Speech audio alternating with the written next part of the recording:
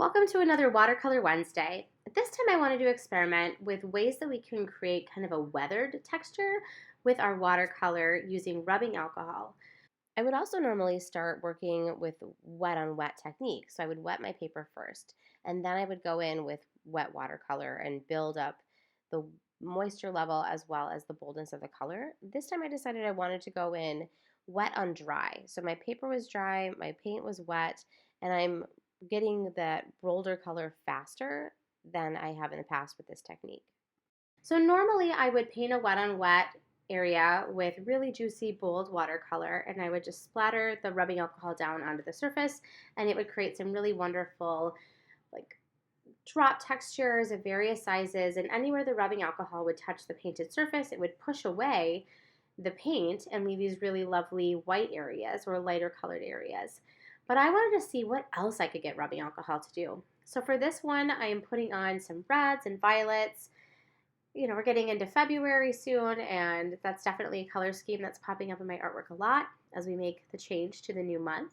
But I also just really love how bright, bold, and fun reds and violets and pinks can be on the page. So I'm really building up a lot of color and keeping it very loose and wet, and just making sure that I fill everywhere and have a little bit of color interest happening in all the sections of my paper. Now, not every art experiment goes to plan, so I did run into a couple snags with this one where I wanted to try to see if I could control the rubbing alcohol a little bit more. So I was trying to draw onto the wet surface with a paintbrush that was dipped in rubbing alcohol to see if I could create the cool push out and bright boldness of rubbing alcohol technique with hearts. And they just kept getting bigger and bigger because the rubbing alcohol bleeds and the surface was really wet. So I think if I had spent a little bit more time on this experiment, I would have had more success. So this isn't one that I'm saying don't try or it's an epic failure.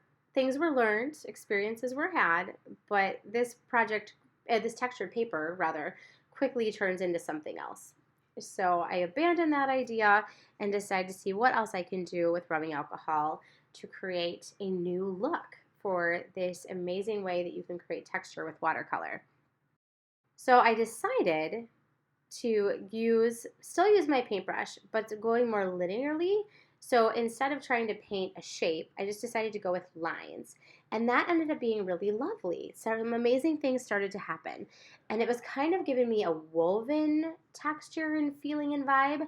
So I was doing a lot of vertical, horizontal lines. There were still some drips because rubbing alcohol is very drippy. But I was kind of playing with what happens if you paint back into it continually with more rubbing alcohol, continuing to push that color out, and then just really playing with it and just seeing how far I could push it. I have never actually put this much rubbing alcohol down on a painted surface before, so this is all very much trial and error and using the inspiration of the moment to continue to evolve and experiment. I'm really excited to see what else I can do with applying rubbing alcohol in this way and playing with different sized brushes too, and really seeing how that varies it. And then also what would happen if I had a less wet surface, like if I had, a more buildup of the color pigment versus the water. And then I also went back into this with my cloth just to kind of do a little bit of blotting to get some of the microfiber texture to also go into the piece. Then I also wanted to play with adding in some more color too, painting back into the surface, but because rubbing alcohol and water do not like each other, going back into a rubbing alcohol treated surface with paint causes a little bit of repelling to happen, but even that's really cool because I could still paint into the surface, but there's definitely some puddling that happens in a different sort of way than it would have otherwise. This time around, I'm starting it a little bit differently, putting down the wet on wet application. I wanted to try to see what the effect looked like if I explored some other ways to work with rubbing alcohol, pushing the boundaries even farther with this technique, and I wanted to try it with a different color scheme to the painting. So I'm laying in some blues, gradually working up and building up some bold color, knowing that the more color I put on the page, the more effect I'm going to get the rubbing alcohol, regardless of how I apply it to the page. And then I started with my flat brush, and then now I'm going in with a smaller brush so I can really build up some juicy areas, dropping in some different greens, and just building up that rich, colorful surface. The paper I'm using for this one is reacting a little strangely. It's buckling a little more than I expected it to. It's a mixed media paper. It is responding differently, so it'll be interesting to see how that impacts how the texture turns out. Now I've got my rubbing alcohol. I poured it into a small cup, and I'm going to try. First, I'm going to splatter it with the toothbrush. The thing I love about the toothbrush is it gives me a broader range of splatter sizes, and that in and of itself is really interesting. But I really am wanting to push the boundaries of texture with rubbing alcohol. So I decided to use the bristles and kind of scrape across the surface a bit. And now I'm painting back into it, knowing from my previous experiment that the paint is going to react differently on the surface now that there's rubbing alcohol on it.